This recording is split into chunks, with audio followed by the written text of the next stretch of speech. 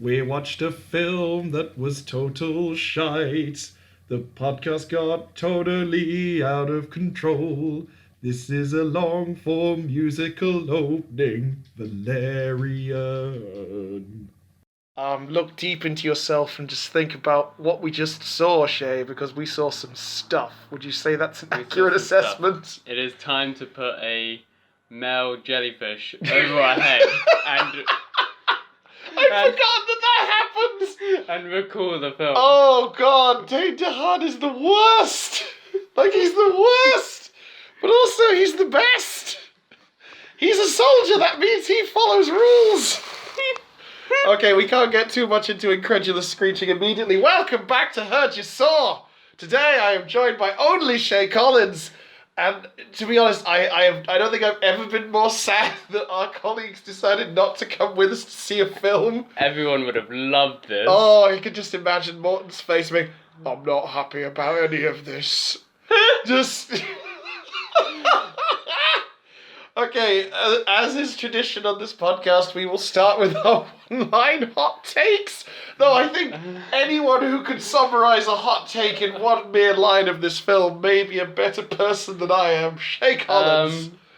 Beautiful design, beautiful fun, the perfect balance of dumb and great. It's like Besson's forte is the balance of that. It was so Luc Besson. It was too much Luc Besson, perhaps. I feel like at no point, normally on films that he makes, someone will occasionally just say, okay, that's enough, Luc. You know, we don't need all of these things. In this case, he just put all of the things in. He put so many things. And it might be the case where someone looked at him and was like, well, I don't understand any of these things, so I can't tell him to stop. We just gotta let him do it. Some part of this may become integral later on in the plot. We don't know.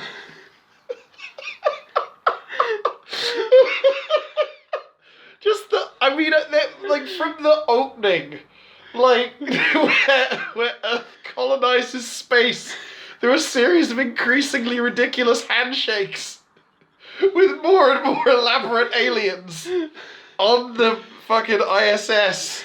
It was like, okay, we've got David Bowie playing in the background. We do. Let's go through every single type of person that is on the planet Earth. Right, we run out.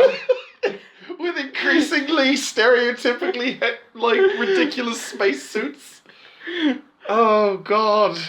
Oh, that's the opening, which doesn't actually make... doesn't add anything. They're here's this crazy space city. Bye. This won't come back for about 40 minutes. Oh, yeah, it was just Rutger Hauer being like, hello, crazy space city. Anyway, that's me done. Yeah, bye. Tears in the Rain. And then we go to... And then we're on a super alien planet. Super alien, beautiful beach with vagina shell homes. Yeah, everyone lives in a big vagina shell. Everyone lives in a big vagina shell. Pearls are everything. Pearls are everything with a little... so pearls represent these tiny planets, almost representations of planets that have extreme amount of power in them. Yeah.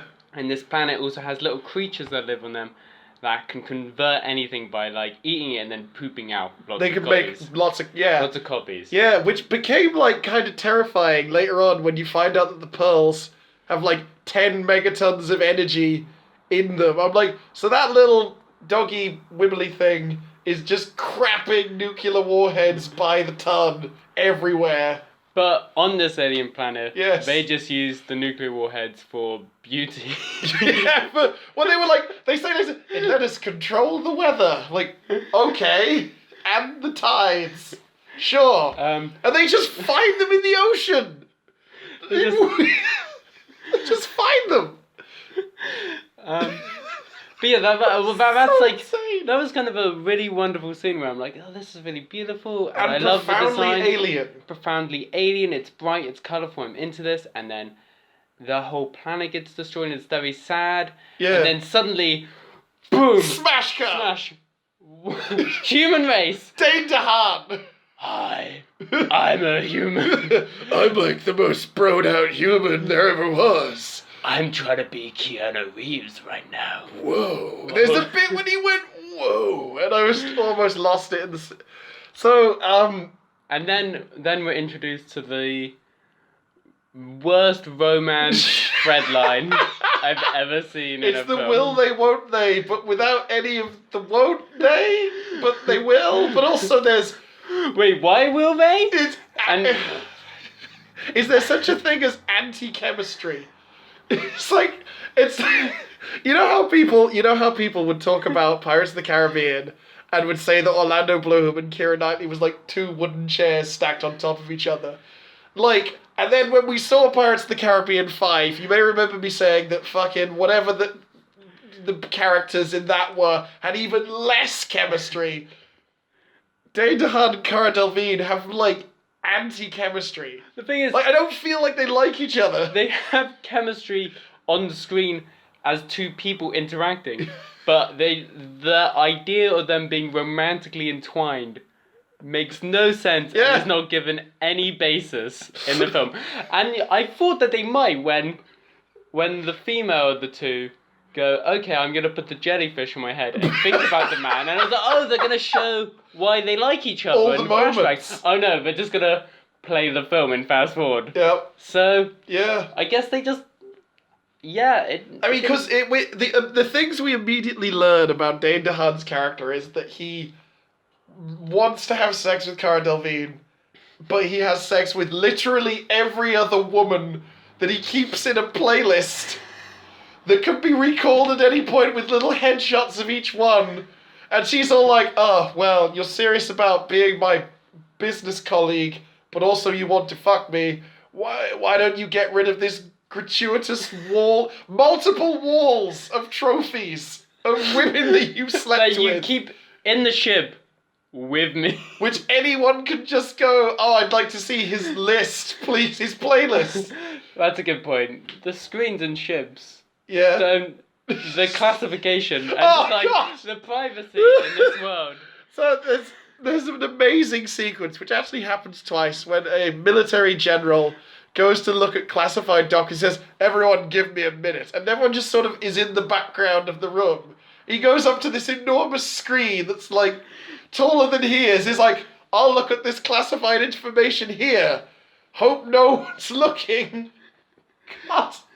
Okay, so what are Valerian and Laureline? That's our lead Laureline. characters. What are they, Chay? What are they? Oh, okay. They are.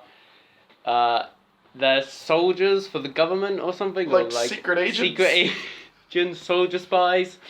Their mission is to go and retrieve the last living converter because all of them have been died because the planet got wiped out. Yep. So they go. There's quite an actually really interesting action set piece that happens. Yes, that bit was really interesting, and I feel like they could have done more.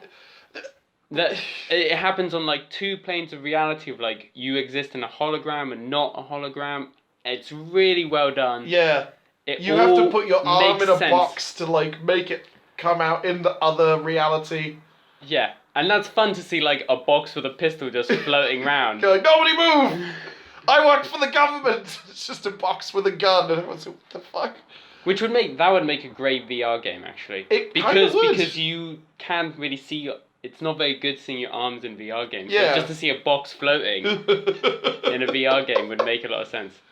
So they Off topic. So they was that John Goodman? Was he the I voice of thought the it was John Goodman. Yeah, big fat alien. It sounded a lot like John Sounded Goodman. like a John Goodman with his gun that is two guns. His gun, it has two barrels and then can split into a like 45-degree angle between the two to aim at two people. Who were sitting in front of his desk like he planned that whole bit.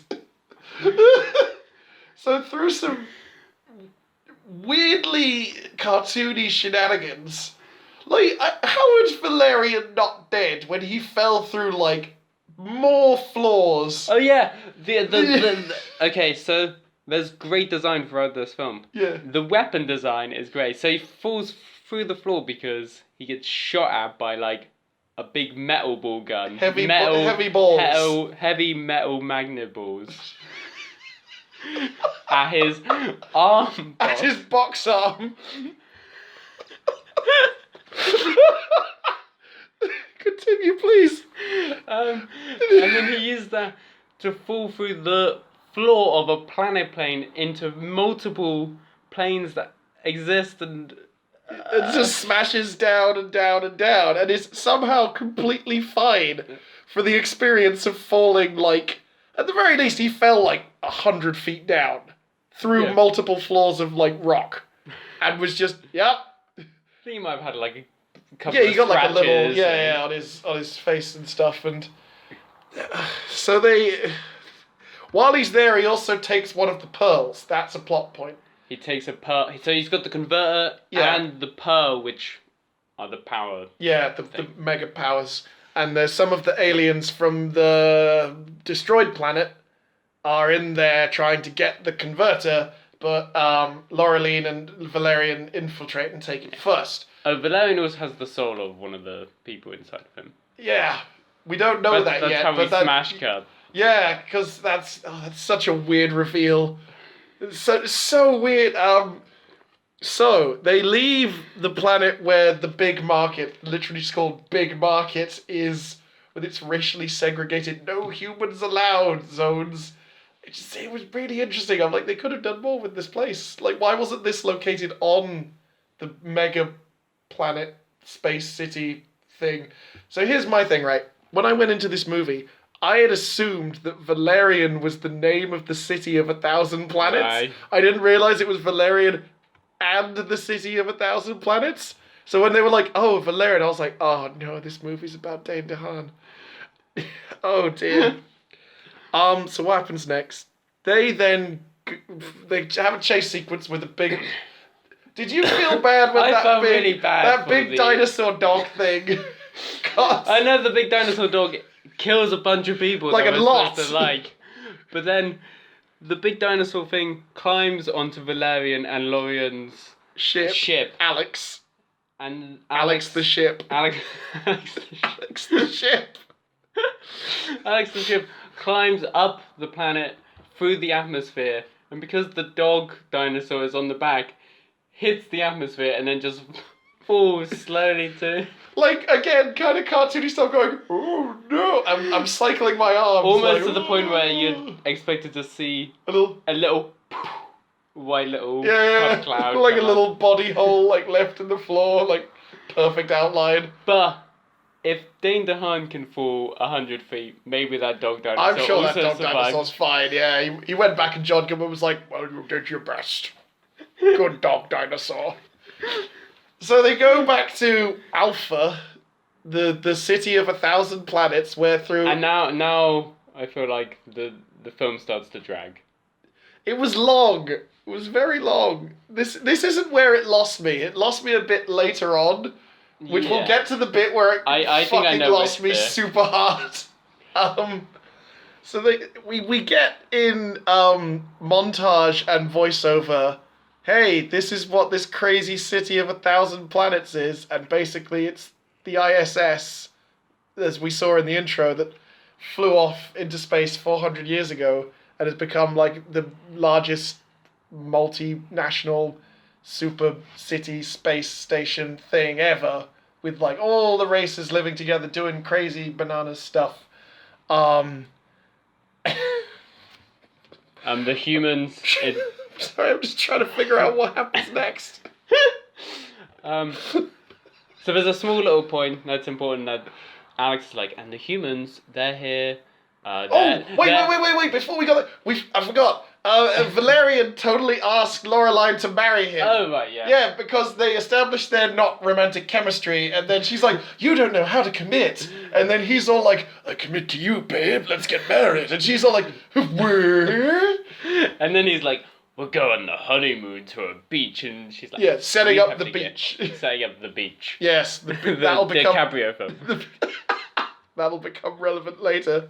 Sorry, so they set the thing... So Alex is like, here's every single species on the planet, just to catch you up. Yep. And also there's the humans. By the way, the humans, our economy is bad. Do you want to know about that? And Valerian's like, no, I don't want to know about the themes of this film. Yeah.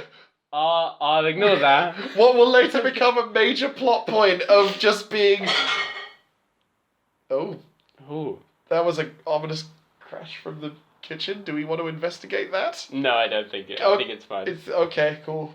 If this is our last recording, know that this film was worth it. If assailant, please upload this to the internet. My SoundCloud. Oh dear. Shit, where were we? So they We don't want to know about the economy. They don't want to know. They come to like the generals and the commanders, and there's like a commander who's like, you see from the back, you're like, oh, this is gonna be a big actor. Turns around, it's a nobody, and then Clive Owen comes in. The guy who's a nobody, by the way, during this sequence continually puts on more and more ridiculous parts of his outfit. My personal favourite was when he's just puts on a big gold collar thing that's covered that's in Clive, gears. that's Clive Owen. Wait, Clive oh, Owen. He's got the ridiculous... Oh yeah, Clive Owen comes in. Because the first guy, the good general man, is the guy who's a nobody. He's I feel like I know him from something, but I could not tell you where he's from. They shielded his identity for a long time for no real reason. For no practical purpose. And then Clive Owen appears. Hello. He is clearly super suspicious. with his squad of killer robots. He's got four killer robots that follow him everywhere. Only one reacts to anything. And they spend such a lot of time. Like, you remember that bit from The Simpsons when like the Yakuza is fighting the Mafia on their lawn? Oh, yeah. And I was like, Marge, the little one's not done anything yet. Those robots don't do anything for the longest time. And you're just like, when are the robots going to kill everybody? We know that's what they're there for. Those robots that apparently Clive Owen trained. How does one train a robot? It's a robot! So he exposits the next plot point, which is that in the center of the mega city Alpha, there is the dead zone, a radioactive sphere shape that anyone who's got into has died. This plot point will make less sense as time goes forward, because I noticed a giant plot hole that they just don't address. But we'll get to that. He wants the converter thing. And he also has to talk to the council about the dead zone, because it's getting bigger, and like millions and millions of people live in the city, and we've got to save the city for all the people. So you have a cool like galactic senate kind of thing. Oh, Clive Owen also really wants to hold the converter, but Laureline is like, no, I'm going to hold on to it because I know you're suspicious. And also, you're probably going to get kidnapped. Literally, what she says. Funnily enough, actually, before we get there, we get the.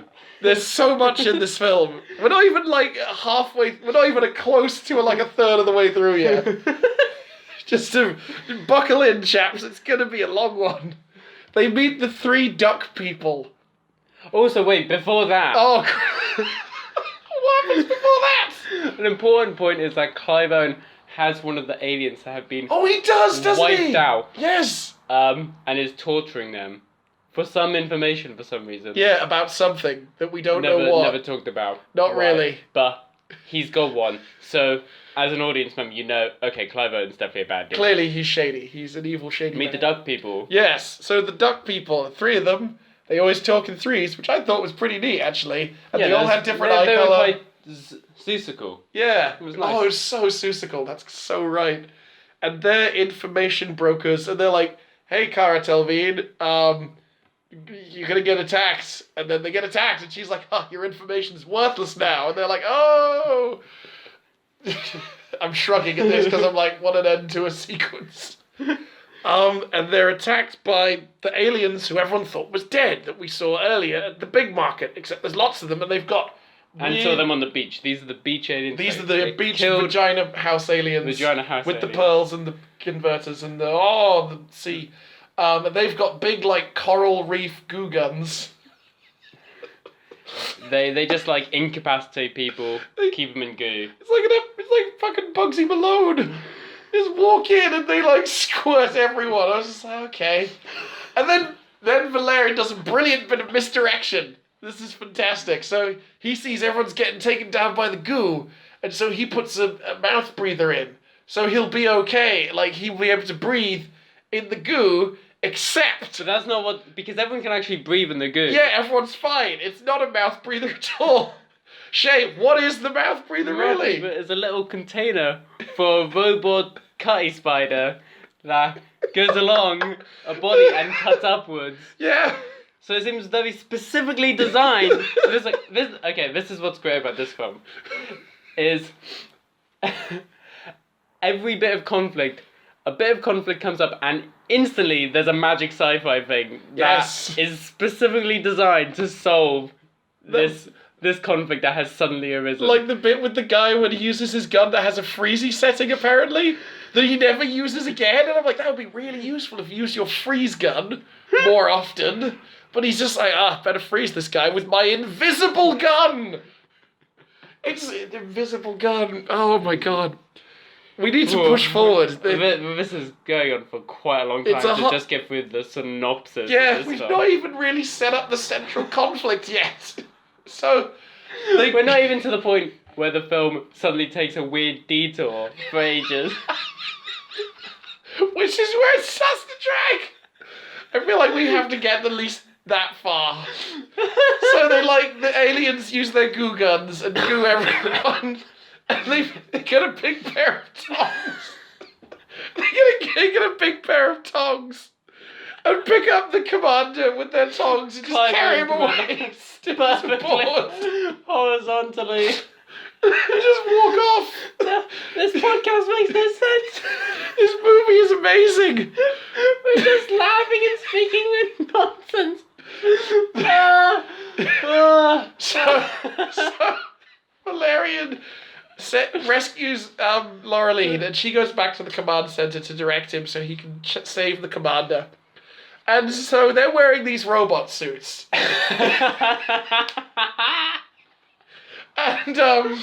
And he's like, I need the quickest way to the commander. And she's like, turn 90 degrees, then just go forward.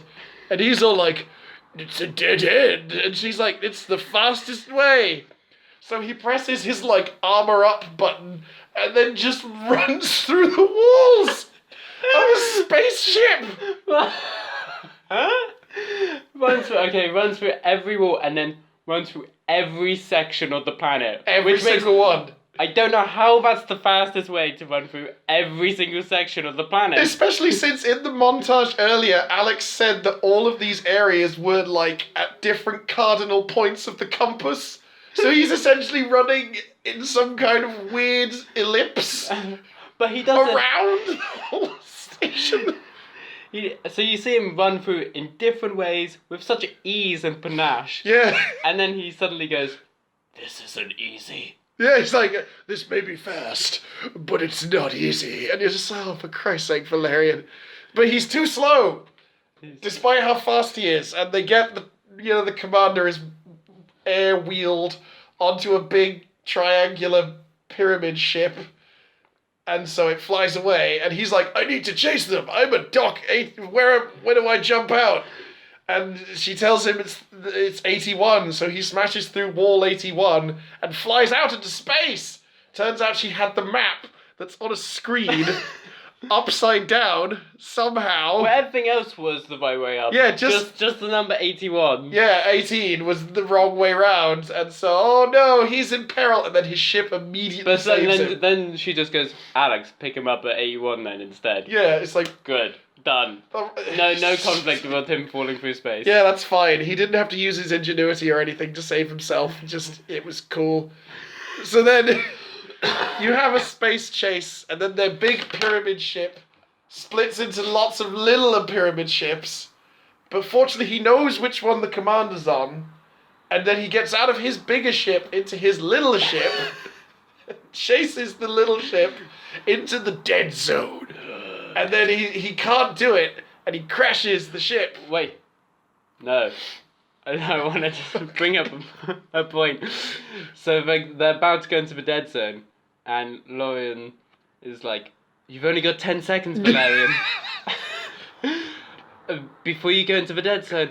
Okay, Valerian, you've only got 5 seconds. Quickly. And then, I know this is a kind of... A movie thing. A movie thing that happens.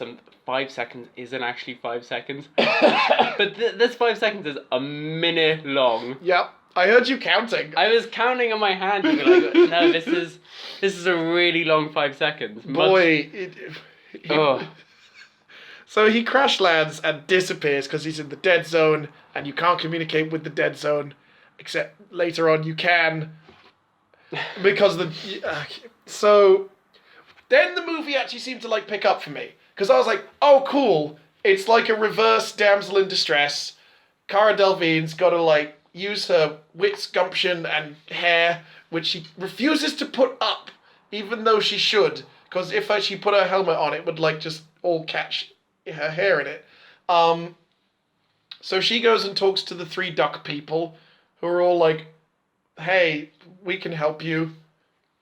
Give us money. And she's like, I'll shoot you. And they're like, but you won't, because we only know 1/3 of each of the information. It's quite smart. Yeah. There's so much great design and thought behind the world. Oh, this world is great. It's like, I'll say what you like about Luc Besson's directing or writing.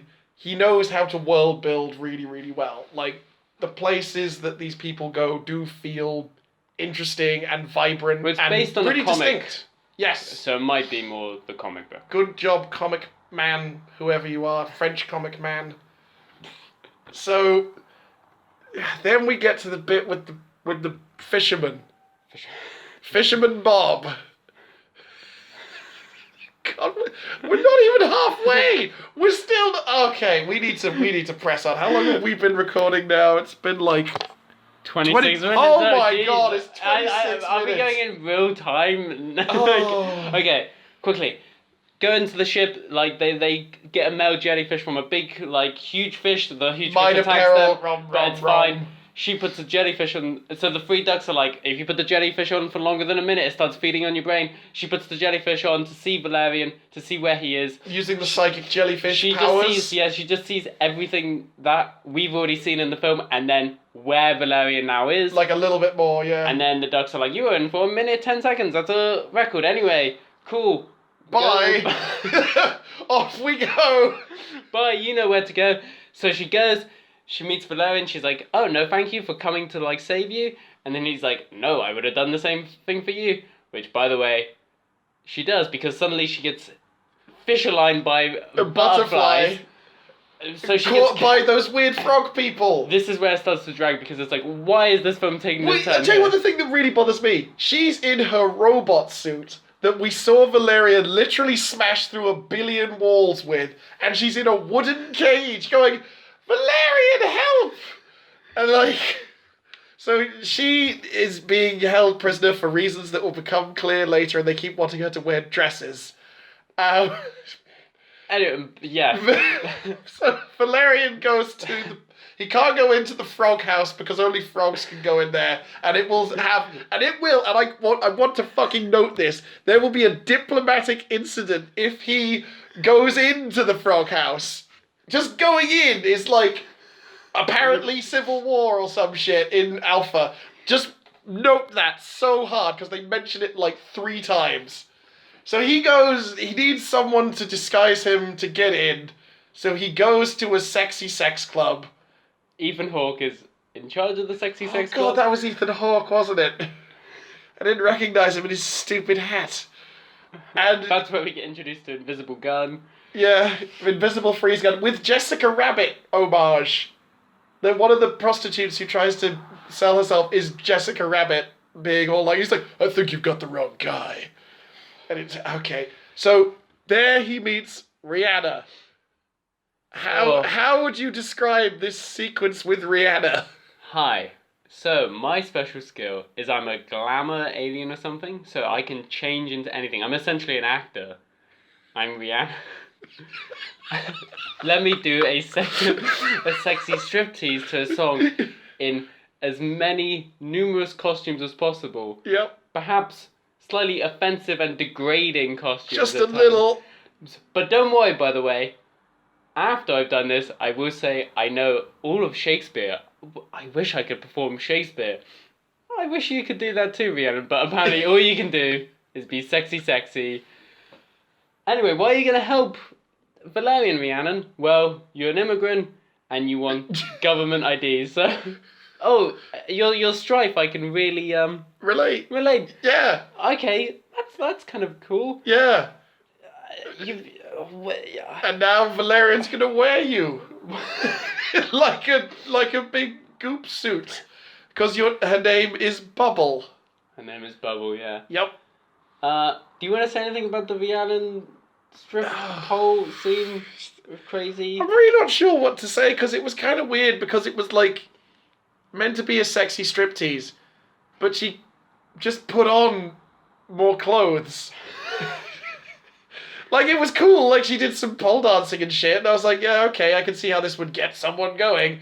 But she shapeshifts into lots of just Rihanna in different outfits, rather than being like, oh, I can be like anybody. She briefly turns into Cara Delevingne when she puts a pokey bit into and Valerian's like, head. Oh yeah, she is really hot. Yeah, she's a 10. Literally, quote from the movie. Also turns into a general and 10-year-old Valerian. For a second. To be like, you wouldn't shoot yourself when you were 10. It's like... That's actually a weird absurdist comedy bit. So she dresses up as a frog person. Valerian wears her and they go into the frog house. And it's revealed that the emperor of the frog house just really wants to have a good meal. I'm going to wait until you finished sipping your water before I continue with what this sequence contains. So the emperor of the frog people hates everything. And his grand vizier / mother / wife just really wants him to be happy. And they have a big procession of people bringing him food, but he's like, oh, it's terrible. And then Cara Delevingne comes out with a big load of giant lemons and wearing a plate on her head. And they're just like... So, he then takes the lemon and like juices the top of her head. And I realised where this was going, and I was like, yes! Wait, but what's great about it, so a procession of like different meals come along and he tries bits of them and he hates them all.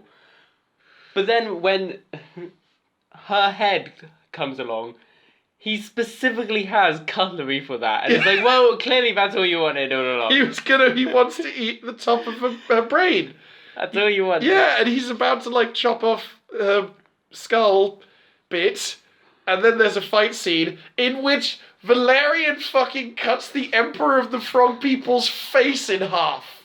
And I'm like, you said going in there would make an interstellar incident, and you just murdered their king with a sword. And then Rihanna dies because... falls off the movie. Yeah, but she's like, well, it's okay that I'm going to die because you really love Cara Delevingne. You'd better love Cara Delevingne really hard, Dane DeHaan. I'm gonna... Just before I die, I would turn myself into an Egyptian. And then turn into sand. Was the only reason she became an Egyptian was to have like the sand thing. And then Delvin's just like, well, we should go now. It's just like, okay, I wasn't there for any of whatever side bit you had going on here. Jesus Christ. I'm gonna die. Oh man. So we get to the center of the dead zone. They're like, we're not dead, so I guess there's no radiation. So here's the plot point. Evil General Clive Barker said... Clive Owen. Clive Owen, not Clive Barker. Clive Owen said that they'd sent numerous patrols into the dead zone, and all of them had died. Where are those people? Because the aliens specifically weren't killing anyone, and there was no radiation, so... What was that about? Well, maybe the point was that Clive Owen wanted to hide the dead zone, right? No, he wanted them to go in. He was like, we have to go in because he knows that the aliens are there, but he wants to send in the kill bots to kill everyone. Why did he send patrols when he has killbots? I know. He has so many killbots as well. Well, what's great is it looks like he only has 4, and then suddenly he has at least Like, 30. Yeah, they just rock up. They're like, oh, we were here the whole time. So this podcast is in a spiral. Yeah. So should we just say, okay, spoilers, we've gotten this far. no one's gonna watch this movie. No We're one's probably gonna do give away this. the ending. Oh god, we Nah. have to talk about the ending. Even though We the have ending to. is still probably at least another 10 minutes worth of just Us talking. At least incoherent 10 babbling. minutes. So they get to the middle and they discover a weird goobly energy curtain, and then an alien comes out. And it's Okay, like, wait. Here's a point. Yes. Where I'm like, so Cara Delevingne's like, Valerian goes, oh, I'm gonna go in. You go get backup. And she's like, no. Why don't you for once go get backup? I'm gonna go in. Yeah. And it's like, oh great. So finally they're very Addressing the power dynamic. They're constantly like switching. Then Valerian's like, no, I'm not gonna get backup. I'm also just gonna go into the best thing is she walks in and he's left by himself. And he's like, whoa, bro. Then he walks in and they were all waiting there for him. Like she at no point thought that he'd actually go and get backup. She and apparently all the other aliens were just like, he's coming through, right? He's got the soul of our princess, so we kind of need him so we can do the face touching. The weird trans joke. No, not that. Fuck that. There was a weird trans joke. There's some weird trans stuff going on. There is, yeah. Not that, because I don't want to address it, because there's a lot of bad shit in this film. I wanted to go back to the point where what's her name? Laureline, where she is forced into different dresses. Yes. She's carrying the container the converter all the time. The but whole at no time. point when she's getting dressed is there conflict about her losing. Yeah. That might have been something interesting for her to do rather than just being a damsel in distress. It's like the main MacGuffin of the whole. Well, there's like 3 fucking MacGuffins. Well, it's not a MacGuffin because it's important. Yeah, but that's not important. We now get into the section of the movie where it's time to sit back and just be lectured weirdly in depth about economics.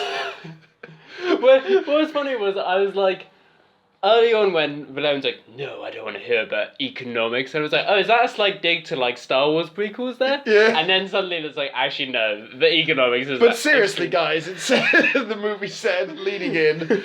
But actually, it's all fun and games with like, weird shape-shifting Rihanna aliens and frog people and sword fights. But actually, so it transpires that the race that destroyed the planet of the weird house shell pearl people, they're called the Pearls. The Pearls of Mool. That was humans. Man was the greatest monster. And it turns out that who could it possibly be? The mysterious figure on the bridge in the flashback. Oh shit, we forgot the random flashback when the 3 ducks are like, that guy ended up dead. Flashback, bang, he gets shot in the face. He's like, who was that? What was any of that? That comes back later. So they go into an elaborate flashback of like the apocalypse, where like all of these, space battle is happening up above the planet, and there's a mysterious figure on the bridge telling him launch the fusion missiles. And they don't let us know who it is. Except by voice. Yeah, even though it's also obviously the commander who was shady as fuck. Clearly. And they're all like, listen, Valerian, you've got the soul of our princess. Whenever our people die, they can fire their soul out through space and time until they find a worthy receptacle for you to go into and ambiguously spiritually guide. And they're all like, oh, touch your face. You are worthy of this ghost alien princess soul. Somehow? I don't know. And so they're all like, oh, we lived on this broken down ship and secretly lived in secret on the mega city when we got brought there, like after 30 years. And we've let go of revenge. as a society, we're advanced enough that we're like, you know what, you fucked up our entire planet and killed 6 million of our people. We're cool. We're not going to look for revenge. We just want to go home and make a new planet with our thing that we built that makes planets. We got a thing that makes planets, but what we need is the converter and a bunch of like little pearls, which... Well, we need the converter. Like, we need one, because then the converter will make a billion. Billion. Yeah, which will that power... represent our planet. Yeah. And that will make our planet. Make our planet again. It's never properly explained. On a ship, maybe? Yeah, I don't know. the ship that's also a beach. So, you then have this bit where they're all like, well, white people, you're the only ones who can cast judgment on this white man.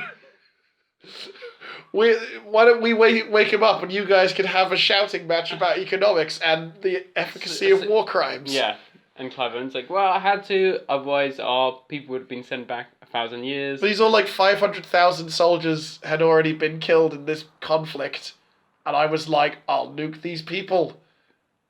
And I was like, well, you've kind of done a semi-decent job of presenting it as, like, not a wholly evil choice. But then, Chay, could you tell me how Valerian solves this argument? Valerian goes, can we talk man to man? And brings Clive Owen to the side. Punches him in the face. And goes, good talk. And then Cara Delevingne says, I taught him that. Just, oh, God. So it's like, oh, okay, so they've chosen to help the aliens and give them the... Or have they? Or have they? Wait, they haven't? No! Because Valerian's like, well, here's the pearl. And then Loreline's like, and also here's the converter. And he's like, hold on. Can we talk for a minute? Man to man. But I'd love it. If that happened, I would have loved it. If she punched him and gone, see, I tore him. Yeah. That would have been fun. They go away and he's all like, Loreline, we can't give them the converter. And she's like, why? He's like, it's the last one in the universe. She's like, yeah, I know, it's theirs. And he's like, no, we can't. It's against the rules. And she's like, what the fuck are you talking about? He's like, I'm a soldier, Loreline. That's who I am. I obey the rules. Ignoring that, like, 2 minutes earlier, he'd punched his commanding officer in the face. Who is this character? What is his motivation? He wants to have sex with all the women, but wants to marry Cara Delevingne and be monogamous. He wants to obey the rules, but also he's a renegade. He wants to help Rihanna, but no. But no, he won't. You know, he really just wants to love Cara Delevingne. So they have a talk in which she's all like, you know what the most important thing is? It's not rules. It's love. Love is the most important thing that beats armies and dictators and the economy. Love is the best thing ever. And it's a super close-up, which is like Luc Besson's first like super close-up to be like, this is the theme of the film. It's love.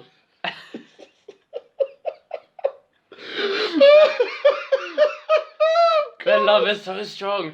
It's nothing to do with shady political structures and war crimes. It's nothing to do with that. It's to do with love. Love. Because it's a close-up on her face. And he's like, I'd die for you. And she's like, I'm not asking you to die for me.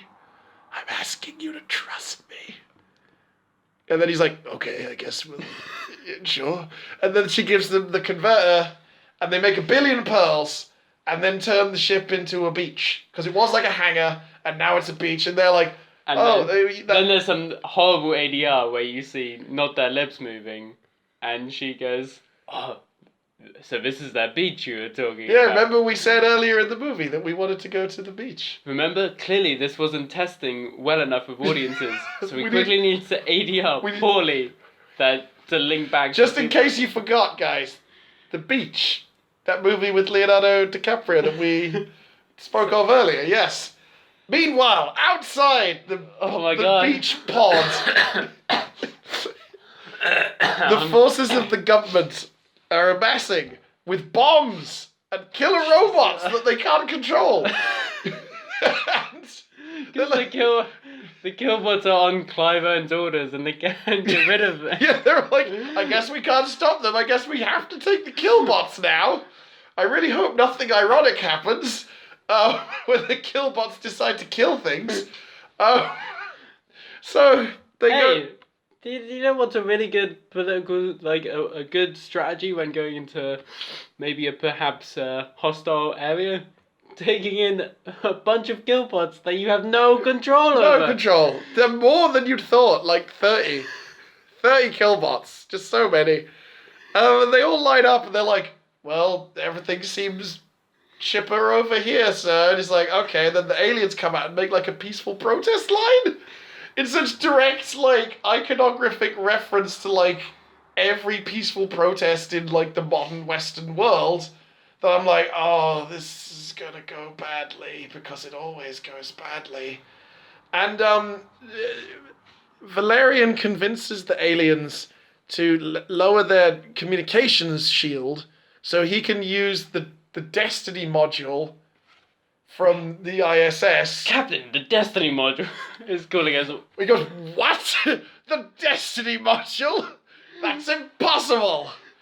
And he says, like, hey, it was that really shady dude the whole time. And they're like, I don't know about this. Put that shady dude on the line and we'll talk to him.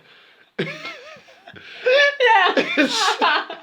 So shady Clive Owen tells his killbots to murder everyone and set off the bombs. Oh wait, well my favorite thing is, I'm a soldier. Clive Owen's like, I'm a soldier, and soldiers choose death over humiliation, but also soldiers choose to disobey and betray everyone that they work for too. Apparently, I'm a soldier. I follow the rules.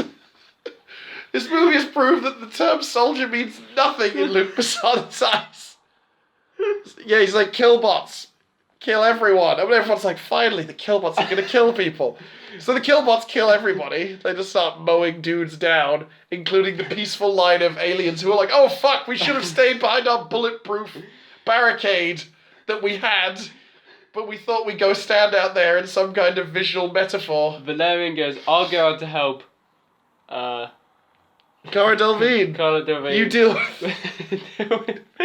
with Clive Owen, okay. Punch. Back to some action of Valerian shooting some people. Fighting some killbots. And some stuff going on the ship. Which yeah, like the Asian guy is going to fix it with tech support. Yeah. Asian guy. To Cara Delevingne. Still punching. Still just punching Clive Owen in the face. Presumably knocked out Clive Owen. Like she's just wrecking him up. And she blows on her nose like, oh, I'm really punching him right now. So Valerian beats all the killbots, thankfully at the exact same moment that tech support guy stops the bombs, which also stops the killbots, so they don't kill everyone. And then they dive back through the thing as another timer, unrelated to the bomb timer, goes off, and the alien ship just flies away. Clive Owen is left hanging from a tree. Oh god, we're at the end. Yeah, we're almost there. We're almost there. It's only taken us 48 minutes. It's only taken us almost half of the movie's running time to give a synopsis. This is the longest I saw. There's only two of us. Oh, this is why I was worried. Oh no! We should have had some control. We had no control. But like Luc Besson, we did not. So, Clive Owen's hanging from a tree, and he's under arrest.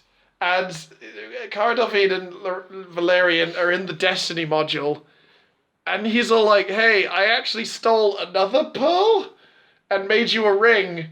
What about we get married?" And she's like, maybe. Let's have sex in this ship. Because we've got 2 hours to kill. Yeah. We're on the ship that had all the handshakes in. Yeah. It's about connection. So finally the world is united. I guess that's kind of circular structure. And that's the end of the film. Holy shit. Oh shit. God. Why did we decide a synopsis? Well, I think because the problem with this film is, as you've probably guessed, listener, if you're still with us, there's so much in this fucking movie that just like it makes. We didn't even really touch. We skated through Bob the fisherman, who gets like a whole elaborate sequence, and the seatbelts thing with the I'm doing big arms. Like Let's not go back. No, Don't go back to explain things. Chay, what did you think of this film? I quite enjoyed it because it's like, what is this film? But unlike something so terrible like Suicide Squad, where you're like, what the hell is Happened, this? yeah. Also with Cara Delevingne.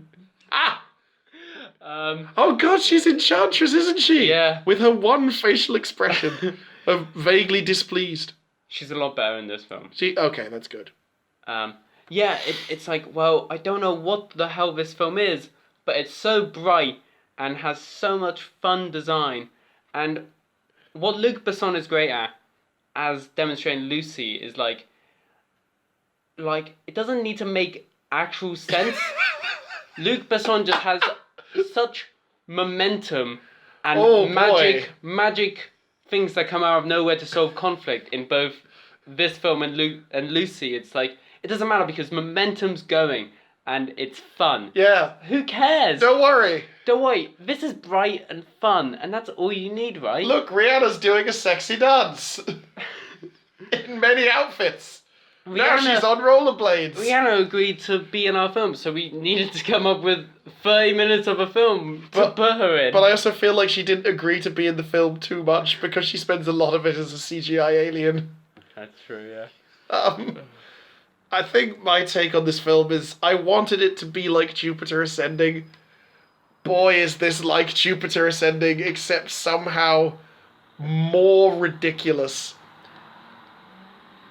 Okay, let's compare to some ridiculous sci-fi films. Right, That okay. seems like a good thing to do. That seems like, because this film is so undescribable that it takes 50 minutes to just get through a synopsis. But let's just compare it to other sci-fi films to I felt like there was. Let's start with Jupiter Ascending. Okay, yeah, Jupiter Ascending. It has the whole. I really admire this because you get this in Chronicles of Riddick as well, in the way that it never really actually explains how the cultures that you're being immersed in work, but you can tell that somebody somewhere has thought about it enough that you can like go, oh, this is actually like a really living, breathing world. The world of Jupiter Ascending is insane and has weird immortal kings and queens of the solar system who use bees and stem cells to live forever. The bees. The bees. She's our queen. The bees recognize their queen. Oh, I wish Sean Bean had been in this film. That would have been fucking great.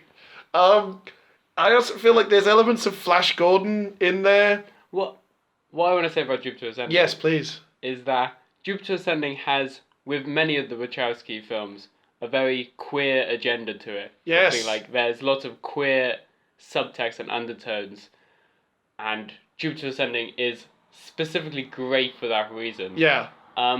This film doesn't have that, but film grammar in Valerian is a lot more readable than Jupiter Ascending. Yes. It's very hard to see what's going on in Jupiter Ascending, but at least Jupiter Ascending is about something. It's a kind of... Other than love. This is the point of the movie! There's a bit of Flash Gordon in there in the sense that it's just like, you have the man who's going to save the day, and he has to do it because who else is there? And also just like the weird, it was so weird. There's so many bits of like, I really kind of like the whole feeling of a cultural melting pot where there's all these weird bananas cultures just all coming together. And honestly, I would have liked it if the movie had, because I mean, while I like the big market with the two realities thing, which was cool, I felt like that was from a different movie. Yeah. I feel like if they'd just been on Alpha and properly, fully explored, like... That was integrated into that Alpha world. Yeah. And then the whole film was just set there. Yeah. That could have been like really interesting, like exploring this entire melting pot planet. Yeah. And explored like different cultures and diversity. And that's the point of the beginning montage of handshakes. All those handshakes. Even the gooey ones. And guess what? This film is about two white people loving each other.